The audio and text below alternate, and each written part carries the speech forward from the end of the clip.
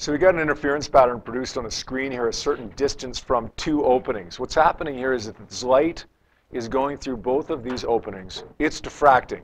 Now we get two diffraction patterns. Those two diffraction patterns are going to interfere with each other to produce alternating lines of constructive and destructive interference. Now, if we were talking about water waves, we'd physically see these lines of constructive and destructive interference. But if we're talking about light waves, we won't. In order to see the interference pattern produced as a result of these light waves interacting with each other, then we have to put a screen up here. The screen is at the top of the page here with these alternating areas of red spots and then nothing, and then red spots and then nothing. They correspond to bright spot, dark spot, bright spot, dark spot, bright spot, dark spot. A bright spot is where you would see, if we were talking about a water wave, that is, the line of constructive interference, the antinodal line, we call it. The dark spot is where we would see, if we had water waves, the nodal line. That's the area of destructive interference. Okay, again, we can't see those lines, but we can see the pattern on the screen when that light strikes the screen, reflects off of the screen. We learned two equations on Friday. Those two equations are on the board right now. And there's a number of variables that are a little bit fuzzy in terms of keeping them straight.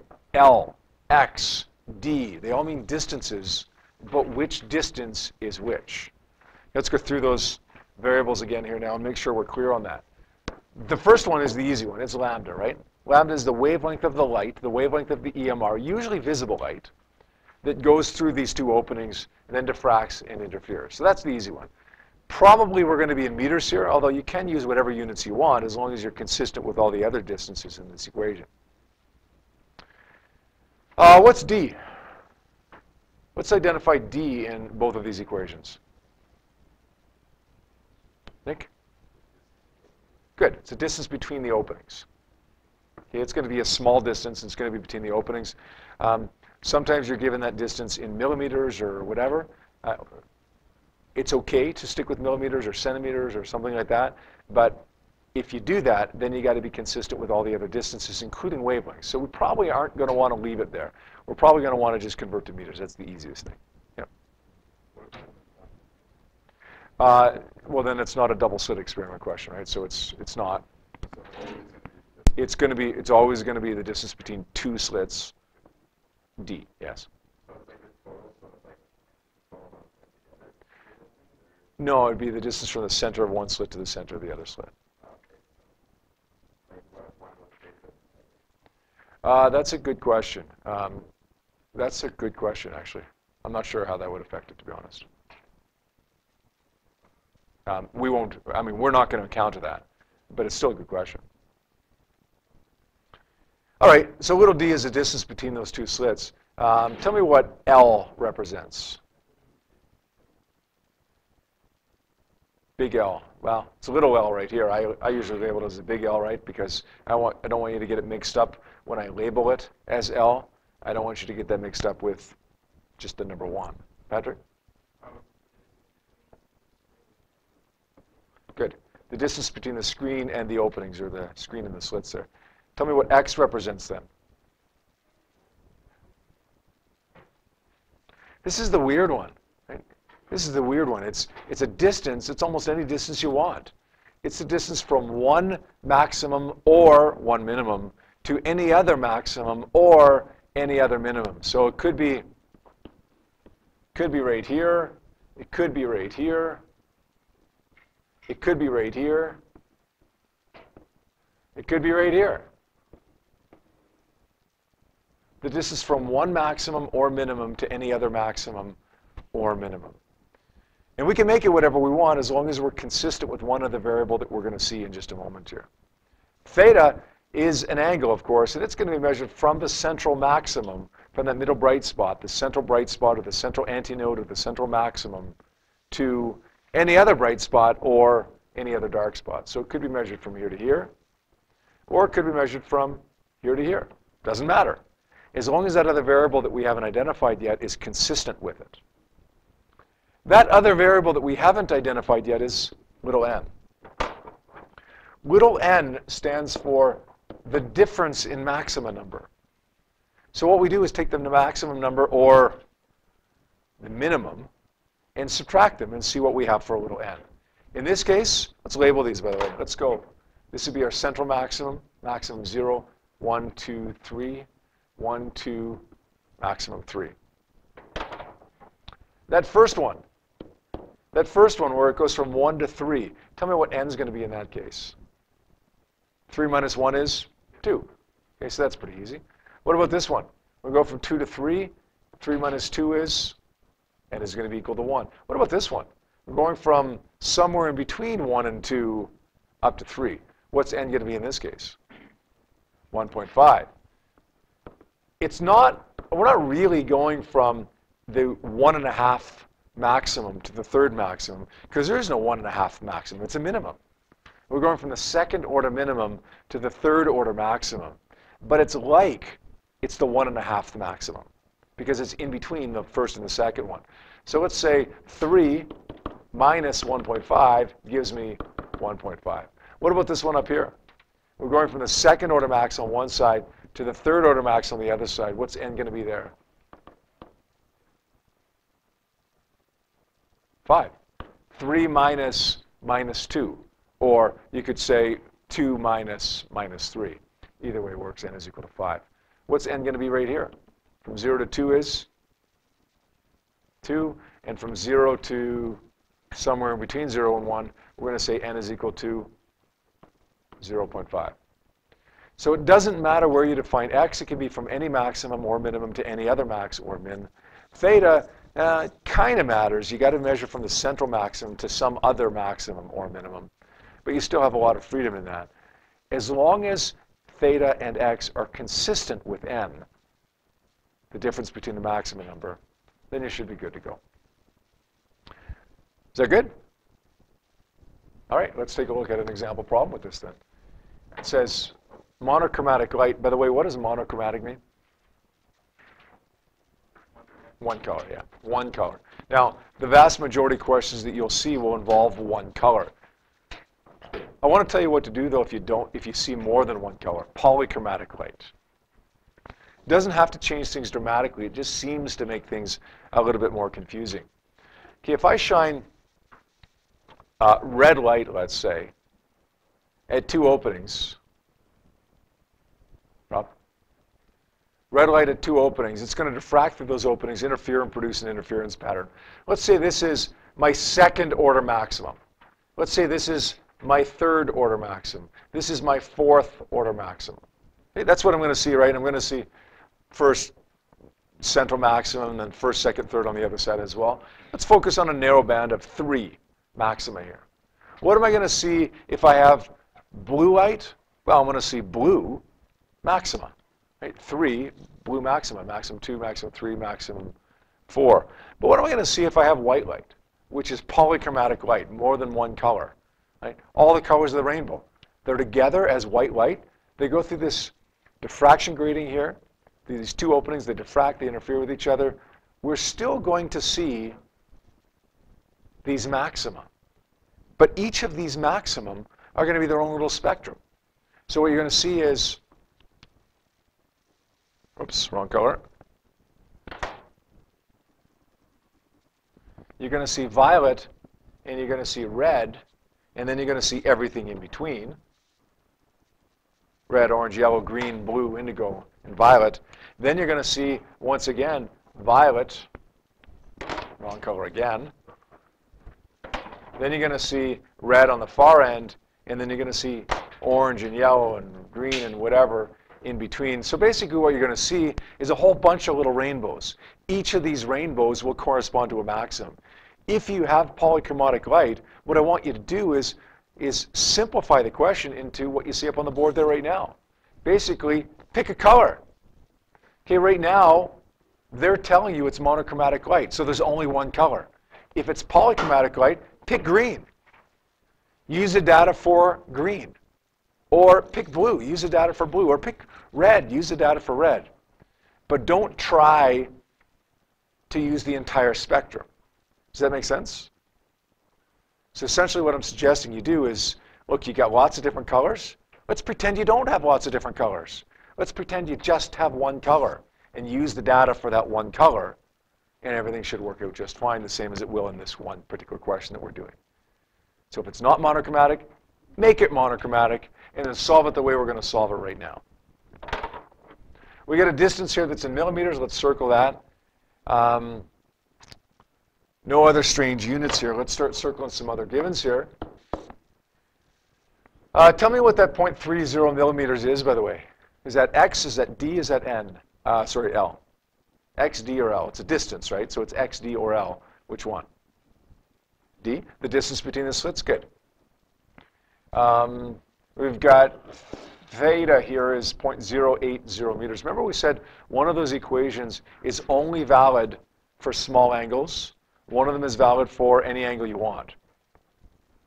The first equation that we saw here is valid for any angle. The second one is only valid when you're dealing with small angles.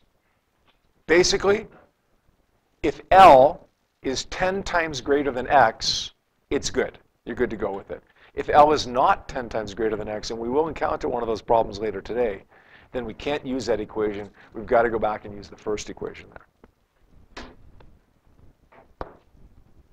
Theta is 0.08. That's a small angle. Okay, both equations would be valid here, but since you're given the angle, you're probably going to end up using the first one anyways. We want to find the wavelength here. Anybody tell me what n is? Let's ignore this, because the notation that they use is slightly different than the notation that we use. They say n is equal to 1 because you're dealing with the first antinode. If we were dealing with the third and the fourth antinode, they'd say we're dealing with n is equal to 3 and n is equal to 4. We want n to be the difference in the antinodes. So Patrick, you said n is equal to 1. It will still be 1, but only because we're dealing with the central antinode and the first antinode. And 1 minus 0 is still 1. If we're dealing with the first and the third, then what would n be? 2.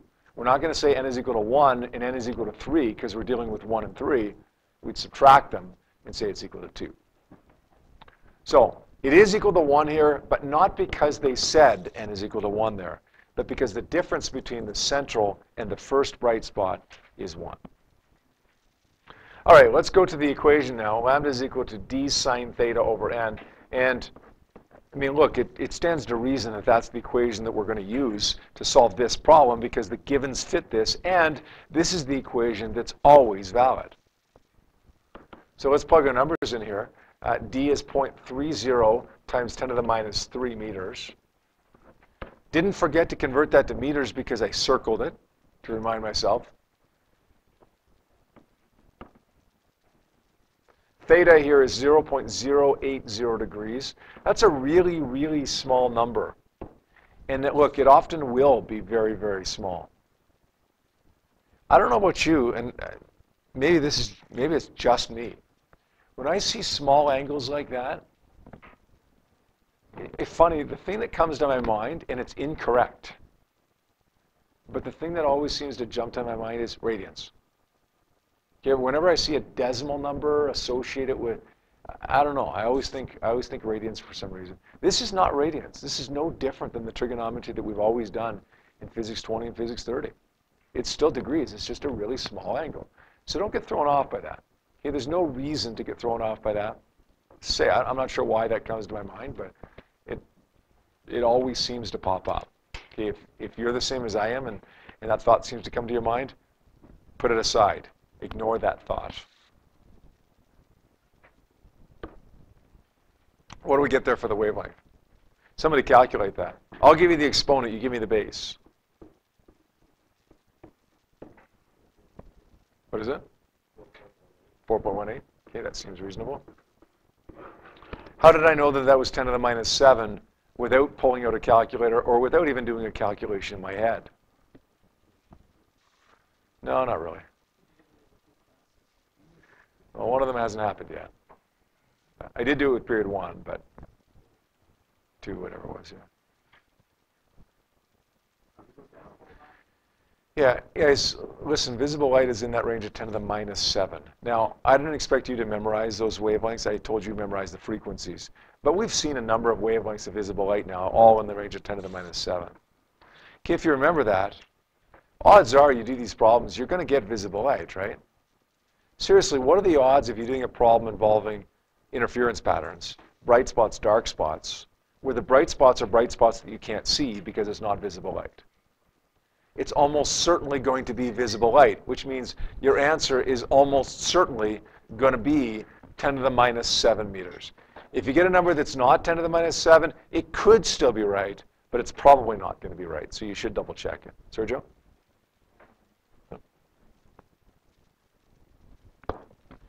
All right, take a look at these 3 questions, please, over the next few minutes and see what you can do with them.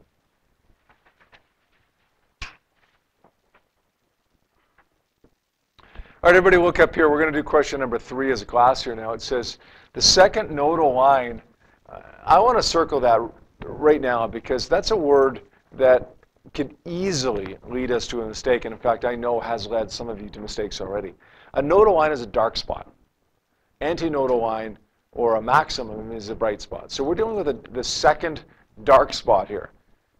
The pattern would look something like this. This would be our central maximum. We'll call it 0. The first order maximum, call that 1. The second order maximum, 2. The third order maximum, 3, and so on. We're given information, the angle between the central maximum and the second order minimum, or the second nodal line. What's n going to be in that case? When we're going from 0 to somewhere in between 1 and 2. N's going to be what? 1.5. How many of you, when you did this, if you got this far, put n is equal to 2? That is such a ridiculously easy mistake to make. It's the difference between 4 letters, A, N, T, I. It's a nodal line versus an antinodal line. A nodal line is a minimum or a dark spot, and an antinodal line is a maximum or a bright spot. We see this nodal line. Okay, you better draw attention to that. Okay, because it's, I mean, even with that little trick of drawing attention to things, circling them in red, like that's still a really, really easy mistake to make. Still a mistake that some of you will make. But your odds of making it are less if you're doing what we do here, right? Circling the word nodal line. All right, so we've got n. It's 1.5. Theta is 0.095. Again, we're dealing with a really small angle there. The distance that separates the slits is 0.4 millimeters. That's going to be d. And of course, I'm going to want to convert that to meters as well. What's the wavelength? We won't worry about the color. Okay, the wavelength is going to be d sine theta over n. Now, we can use this equation because we've got the angle, but also because this equation is always valid regardless of what the angle is. We don't need to worry about whether we're above the minimum angle or not, or the maximum angle or not.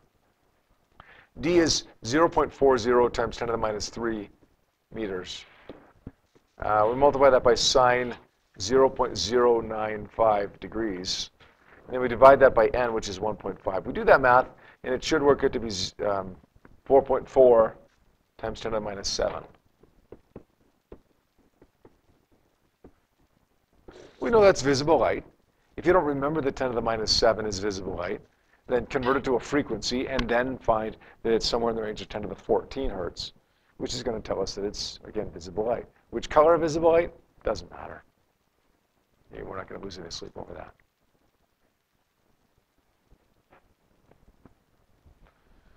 All right, let's take a look at another example here. We've got 3 examples that we're going to do today. Okay, this is the second of 3. It says a student measuring the wavelength of light emitted by krypton gas sample directs the light through 2 slits separated by this distance, 0.264 millimeters. The interference pattern is produced 3 meters from the slits. We're dealing with antinodes here, right? Bright spot, antinode. That's good. We got a distance here of 1.18 centimeters. What are the wavelengths? What's one of the wavelengths of light emitted here? This is going to be d. The distance between the 2 slits is d. This is going to be L. This is the distance from the screen to the 2 slits. This is going to be X. And n would be 2 in this case, not because it says n is equal to 2 there, but because we're dealing with the central antinode, the central bright spot, and the second bright spot. When you're dealing with these two, 2 minus 0 is equal to 2, or n is equal to 2. says, what's the wavelength of one of these types of light here that's emitted by this, this krypton gas? The reality is krypton gas is going to emit more than one wavelength of EMR. It's going to emit maybe it's going to emit all three of these. But remember, we're paying attention to just one color. Now, we don't know in this question which color we're paying attention to. Okay, in this question, it just says, what's the wavelengths? What's one of the wavelengths of light emitted? Whatever wavelength we're trying to find is consistent with the data that we're given. Does that make sense? It doesn't matter whether it's red or orange or yellow or green or blue or indigo or violet, as long as it's consistent with the data that we're given, and it is here. So let's find a lambda, and let's try to use this equation. Lambda is equal to xd over n times L, since we don't have theta. Now, before we go any further with this, let's just make sure this equation is valid. Are we dealing with an L that's more than 10 times x? Is that distance 3 meters more than 1.18 centimeters? More than 10 times 1.18 centimeters?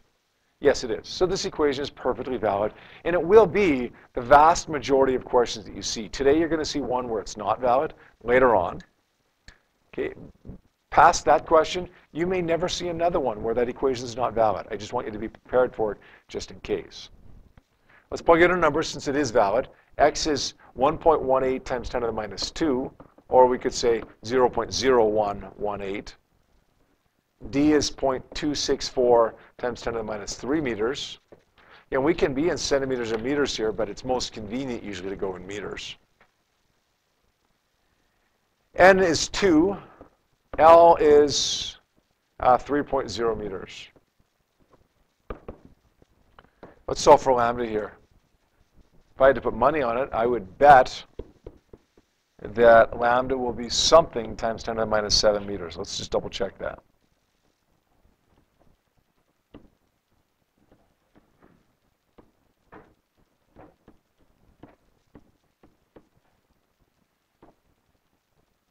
Now, if you're really good in math here, you can just do the bottom in your head. 2 times 3 is, well, you guys are good in math, eh? Let's divide that by 6. We end up getting 5.19 times 10 to the minus 7.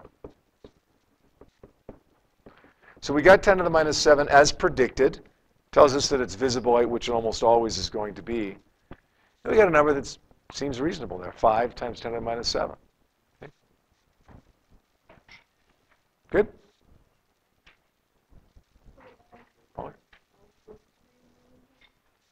Yeah, you want L, L doesn't have to be more than 10. L has to be more than 10 times x in order for this equation to be valid. That's a bit of a lie, Holly, because if it was a little bit slightly less than 10 times, it would still be valid. The rule of thumb, I don't know what the exact number would be there. The rule of thumb is 10, because it's easiest to remember that, right? If you're, if it's 10.5 times, or sorry, 9.5 times, then yeah, it's probably still going to be okay. But as a rule of thumb, look, if it's not 10 times greater, then don't use it. Bottom line is the other equation is always valid.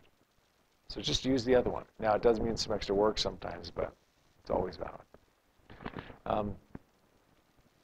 Sometimes I debate not even teaching this equation, xd over n times L. Because the reality is you can always use the other equation. It's always valid. But sometimes, as I said, it does mean extra work. You got to find theta sometimes, because you're not always given that value.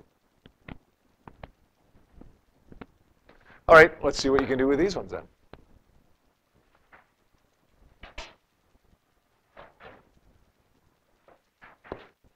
All right, let's take a look at 2 and 3, at the very least, to set them up. Number 2 says monochromatic light is incident on 2 slits that are separated by this distance. That's going to be D. The distance between antinodes, this is going to be X. And really should say this, but what they mean is adjacent antinodes, antinodes that are right beside each other. So we don't know whether that's 1 and 2 or 14 and 15. But in any case, n will be equal to 1. Two antinodes that are right beside each other always have a difference of 1 between them. The screen is 1.5 meters from the slits. That's going to be L. What's the light's color and wavelength? We're not going to worry too much about the color, but we will try to focus on getting the wavelength here. Lambda is equal to xd over n times L. Let's write that down, but before we actually plug numbers in there and solve, let's make sure that that equation is valid here. The value of L is 1.5 meters. X is that 3.1 times 10 to the minus 2? Or, yeah, 3.1 times 10 to the minus 2. Is L more than 10 times greater than X? Austin? Yeah, I'm not sure how many times bigger, but it's much, much bigger, right? Basically, X has to be 0.15 or smaller. Okay, and it is dramatically smaller than 0.15 meters. So this equation is valid. We plug in our numbers here. We've got X, we've got D, we've got N as 1, and we've got L. We just solve for lambda, and we get 6.20 times 10 to the minus 7. It's a number that's in that range of visible light, so it's probably right. Let's take a look at number 3 now. Here's our wavelength, 5.0 times 10 to the minus 7. It's found that the distance between the third node and the central antinode, third node and central antinode, is 1.00 times 10 to the minus 1. We're going to make that x, the distance between two nodes or two antinodes, two bright spots, two dark spots. This is going to be L. We want to find a little d. Do we know what n is here? The distance between the third antinode, sorry, the third node and the central antinode. Here's the central bright spot. Here's the first bright spot. Here's the second bright spot. Here's the third bright spot. We're dealing with the central antinode and the third node. 1, 2, 3. There's my third dark spot. That's going to be 2.5 minus 0. N is going to be 2.5. Draw it out. Look, if you have trouble figuring out what little n is, draw a picture of it, and then just start counting. The third dark spot here, the third node, is going to be the same as saying the 2.5 antinode. 2.5 minus 0 is 2.5. Lambda is equal to xd over n times L. Is it a valid equation? Well, my x is 0.1 meters. My L is 1.2 meters. Okay, if I want this equation to be valid, then x has to be smaller than 0.12 meters. Is it? Yeah, not by much. It isn't smaller by much, but it's smaller. So the equation is valid. Lambda is equal to xd over n times L. Let's solve for d here. The n and the L go up by multiplying. And now the x goes down by dividing. So it becomes lambda times n times L over x equals d. And as long as we're in meters for all of this, we should get the number that's in the book there, 1.50 times 10 to the minus 5 meters. Didn't I say that we should always get, or almost always get 10 to the minus 7 meters? No? Okay, a couple of people are kind of saying no to that. What did I say about that then? Yeah, lambda is almost always going to be worked out to be 10 to the minus 7 meters for you, but all bets are off as far as d or x, okay, or L.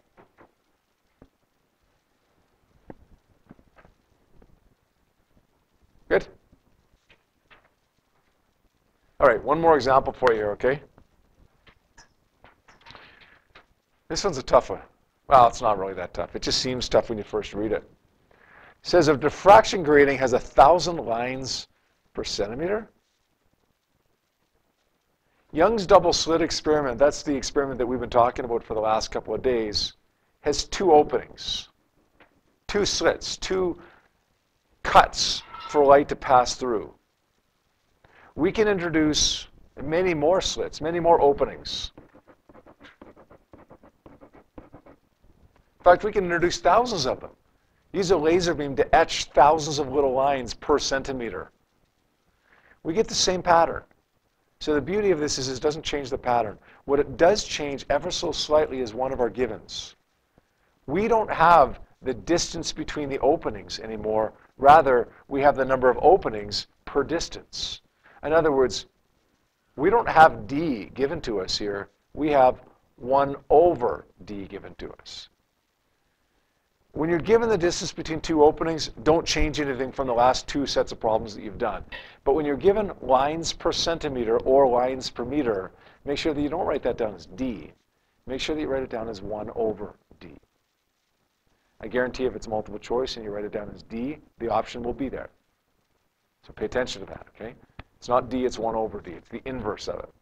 It's not the number of centimeters per line, the distance between the lines. Rather, it's the number of lines per centimeter. Okay? How many lines we get per distance, not distance per line. Okay, we got an L here that's 4 meters. We got a first order bright fringe that's 19.2 centimeters away from the central antinode. Okay, that's going to be X, and because we're dealing with the first order and the central, N will be equal to 1. Let's find the wavelength.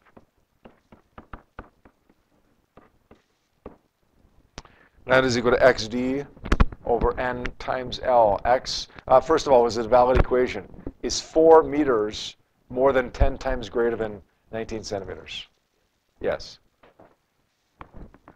Again, not by a ton. Okay, it's about 20 times bigger, but doesn't matter. Okay, it's more than 10 times bigger, so it works. X is 0.192 meters. D is, we don't know it, so we got to find it. If 1 over D is 1,000, then D will be equal to 1 over 1,000. What are the units for that? What is it? Centimeters. Because we're given lines per centimeters, the units that I get here are centimeters. Now I want to convert that to meters, right? Do the conversion to meters after you've got D. That becomes 1.00 times 10 to the minus 5 meters. Divided by 100, right?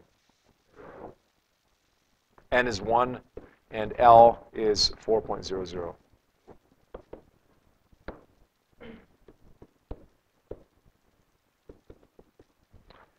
All right, so 0.192 times 1 times 10 to the minus 5. And we divide that by, again, with your lightning fast mathematical reflexes here, what's 1 times 4? 4. Wasn't so lightning quick there. Divided by 4, we get 4.8 times 10 to the minus 7, which is right in there with that range that I would expect to get for the wavelength here, 10 to the minus 7 meters. Visible light of some kind, right? Which color? We don't really care.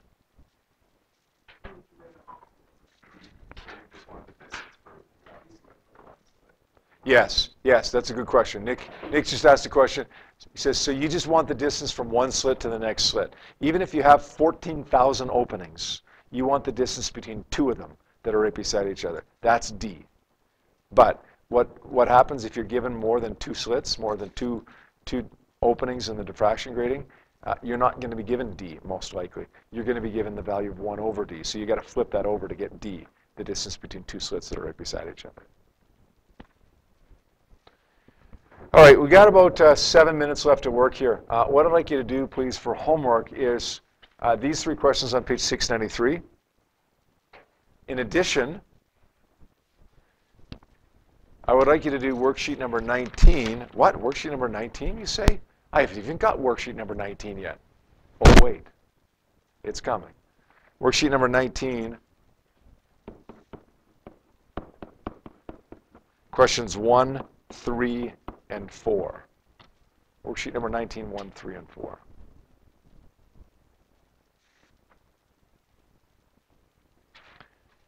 Let's take a real quick look at something with question number 1, though, okay? Before I let you set you free on this stuff, okay? The distance between the central antinode and the third dark node, that's going to be X, right? 20 centimeters. This is going to be L. Is L more than 10 times greater than X? No. So you want to use this equation, XD over N times L, but you can't because L is not more than 10 times greater than X. So here's what you got to do in a situation like that. Here's the central antinode. Here's the first bright spot. Here's the second bright spot. Here's the third bright spot. Okay, here is the first dark spot, or sorry, the third dark spot. That distance is 20 centimeters. This distance, L, is 50 centimeters.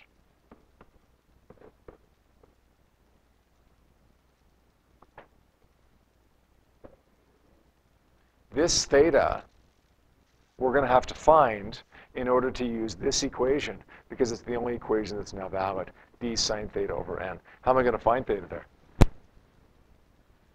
Yeah, let's go the inverse tan function of opposite over adjacent, get theta, and then all of a sudden that first equation becomes valid now.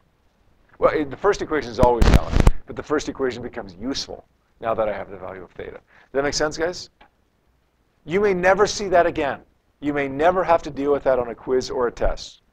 Okay, I think in the 4 or 5 years since this has appeared on in the curriculum, I think I've only seen one single question on one single exam where we've had to find the angle because the second equation, xd over n times L, isn't valid.